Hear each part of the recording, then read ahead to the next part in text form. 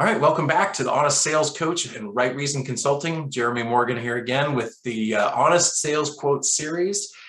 And today, this is episode 30 in the series. So it's a short quote, and I don't know who originally said this one. So maybe you do. I've actually heard it attributed to different people. So who's to say, but it's a great one.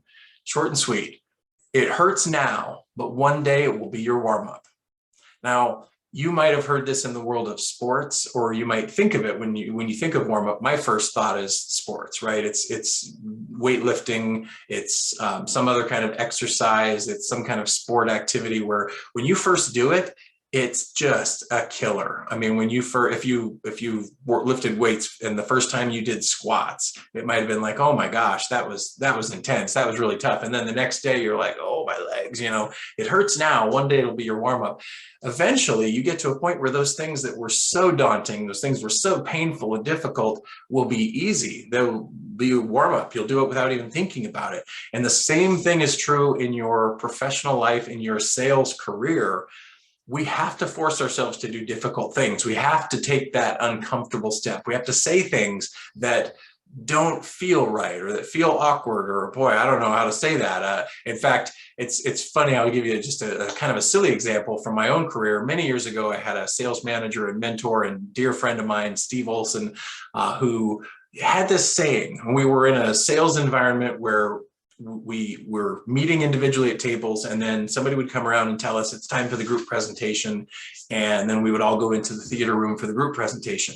And so he had this saying, when it was time for that, he would say to his customers, when somebody comes around and tells us that it's showtime, we're going to pop up like toast and go get a good seat in the theater. And the first time I heard that, I thought, man, that is so corny or cheesy or whatever you want to call it. And in fact, I said to him, that's corny. And I remember saying that about a lot of things that I heard as I was learning a new industry.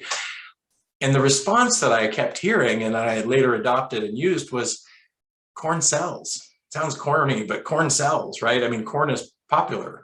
It's cheesy. Yeah, people love cheese. That's a good thing. And so basically, the advice that I got was just try saying it, see what happens, get used to it, say it until it doesn't feel weird to you and feel uncomfortable. So I started saying it, and darned if it didn't work, because it was very disarming, and it was corny and non-threatening, and it was helpful in lowering the resistance and the walls in that sales environment. So in the beginning, it was painful. It was like, oh, I feel weird, and I'm sure I sound weird saying this. I'm sure they're thinking I'm corny.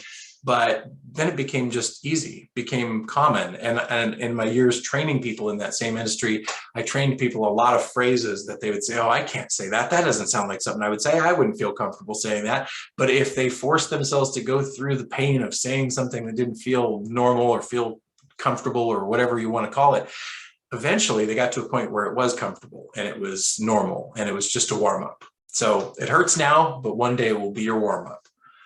That's it for today. Talk to you again soon.